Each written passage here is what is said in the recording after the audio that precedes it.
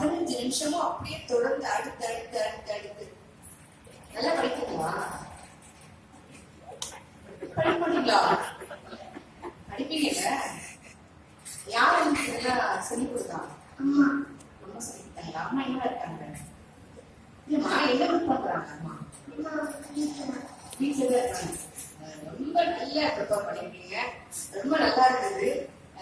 எங்களுக்கு இந்த பாட்டு போட்டி ஒப்பித்தல், பேச்சு போட்டி ஒப்பித்தல் மாதிரி அப்படியே தொடர்ந்து செய்திகள் வளர்ந்து குழந்தைமைத்தனம் மாறாம நான் சிந்திக்க வேண்டிய நிறைய செய்திகள்ல நூலகம் அளித்த விஷயம் யாருமே பதிவு செய்யாத ஒரு விஷயத்த, வருத்தமான ஒரு விஷயம். அந்த நூல்கள் கூட அழிந்து போனப்ப அந்த நூலகமே அழிந்து போதான் தடை. வரலாறு இதுதான் நமக்கான வரலாறு. எல்லாமே அழிச்சிருக்காங்கிறது வேதனையான விஷயம். ரொம்ப நல்லா சொன்னீங்க. இது ரொம்ப ரொம்ப அருமையா எல்லா கருத்துலயும் எடுத்து வச்சிருக்கீங்க. நீங்க எல்லாம் பாலியல் வன்முறை நடந்துட்டுங்கிற பேசுற அளவுக்கு அதெல்லாம் எப்படி சொல்றது, இன்றைய காலகட்டத்துல எங்களை போல சின்ன வயசுல இருக்கவங்க இதை பத்தி பேசணுங்கிற சூழலுக்கு தள்ளப்பட்டிருக்கோம் பாருங்க. இதுதான் வந்து ஒரு வழியான ஒரு விஷயம். நம்ம நல்லா பேசுறீங்க. ரொம்ப அற்புதமான பேச்சு. என்ன படிக்கிறீங்க? 6ஆம் வகுப்பு. ரொம்ப அதிகம். இவ்வளவு பேருக்கு நீல உரை நல்லா சிறப்பா இருந்தது. இந்த சிங்கள குடியேற்றத்தை பத்தி சொன்னீங்க. காயின் திட்டம்னு தேவதான் நடந்துச்சு. தமிழ் பகுதியில நிலம் தர வாங்க அப்படின்னு சொல்லி சிங்கள ஆசைத்தாங்க. விவசாயத்துக்கு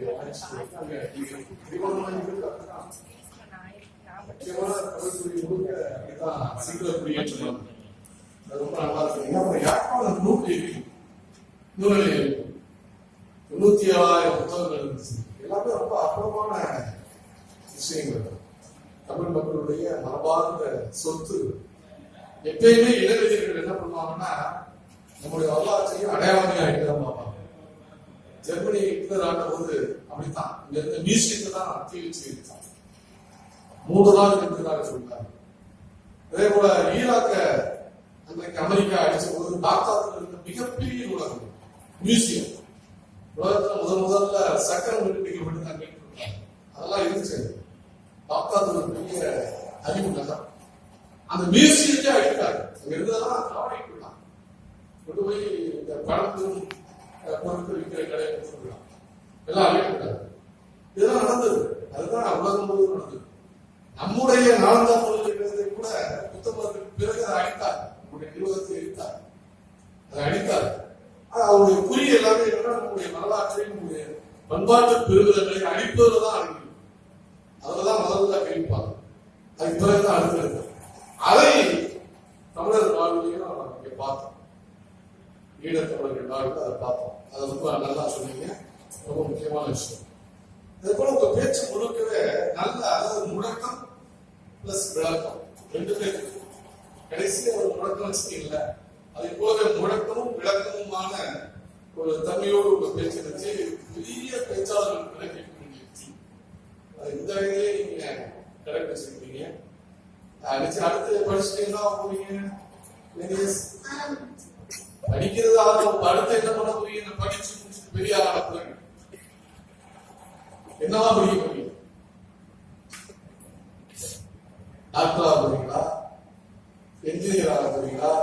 வக்கீல் ஆக போறீங்களா? தெரியலையா?